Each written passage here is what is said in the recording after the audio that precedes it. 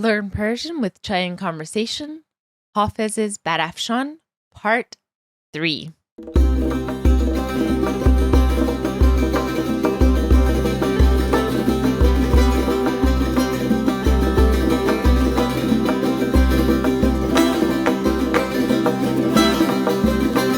Salam be hamegi and welcome to Part 3 of our discussion on Hafez's beautiful poem, barafshān. Last week, we went over the first 2 lines of the poem, and this week we're going to do the second 2 lines. Let's begin by hearing my Khalif recite the first 4 lines all together. مدامم مست می دارد نسیم جعد گیسویت خرابم می کند هر دم فریب چشم جادویت پس از چندین شکیبایی شبی یارب توان دیدن که شمع دیده افروزیم در محراب ابرویت. All right, excellent. So you should have understood those first 2 lines, hopefully, and now let's get to the third and fourth lines. So again, the third line is read by my Khalif. پس از چندین شکیبایی شبی یارب توان دیدن.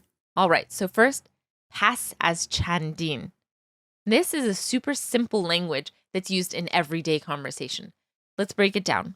First, pas means after. Pas. This is a really common word, and actually something we can form using this word is pas farda. Farda is the word for tomorrow, so pas farda means the day after tomorrow. Pas farda. Okay, then as means of. As. And then finally, chandin means many. Chandin.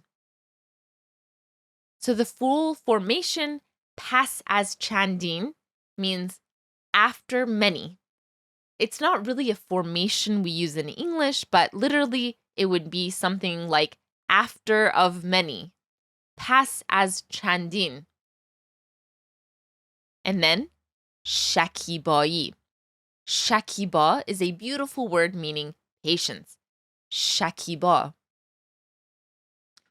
And shakibai means being in the state of patience or enduring. Shakibai. So altogether, pas as chandin shakibai. So after much patience, basically, but more literally, following of much enduring. Pas as chandin shakibai. And then, shabi yarab tavan didan. So now this is a really interesting construction that we wouldn't hear in everyday conversation. It's very, very poetic. Let's start off by saying that. So first, shabi. Shab is the word for night. Shab. And shabi means a night, as in a particular night. Shabi. And then yarab. So this is a word I wasn't familiar with before. Yar, I know, it means a loved one, either a lover or a dear intimate friend. Yar. And from my understanding, yarab is just an iteration of that, but is a bit closer to the divine. Yarab. And then we have the word tavan. This means ability or power. Tavan. So someone who is very strong or is very able has a lot of tavan. And finally, the word didan is to see in its infinitive form. Didan. Okay, so as I said, this isn't something you would say in everyday conversation in this formation, but it's poetic. The full thing is shabi yarab tavan didan.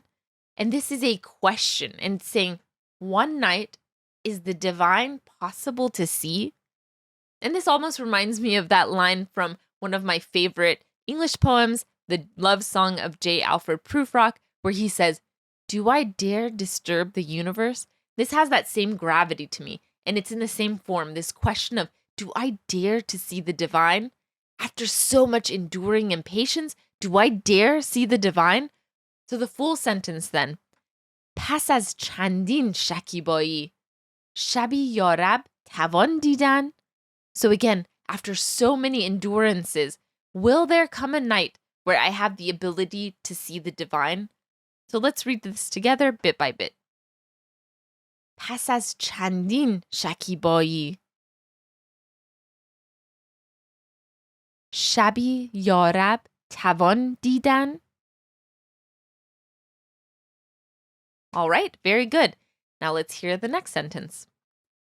که شمع دیده افروزیم در محراب ابرویت. Oh, I love this line. So first, که شمع دیده افروزیم. So the word sham, that simply means candle. Sham. And dide means seen. Dide. So shatme dide means the candle of seeing. Shatme dide.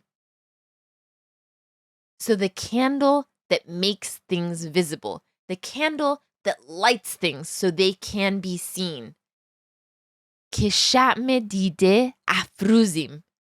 Ke means that. Ke. And the word afruz means to light, as in to light a fire. Afruz. And then adding im ending is the ending to either the formal or royal I or we. So we light. Afruzim. So then, keshatme dide afruzim means that we light the candle of seeing. Keshatme dide afruzim. And the next part is dar mehrab abruyat. So first, dar means in. Dar. And this is an extremely common word. You'll hear it all the time. Dar. And abru is the word for eyebrow. Abru. And as you can see, abru and eyebrow sound really similar. They have the same Germanic roots, actually. So abru, that should be very easy for you to remember. Abru. And to say your eyebrows, you say abruyat. And where did we hear that ending before, that at?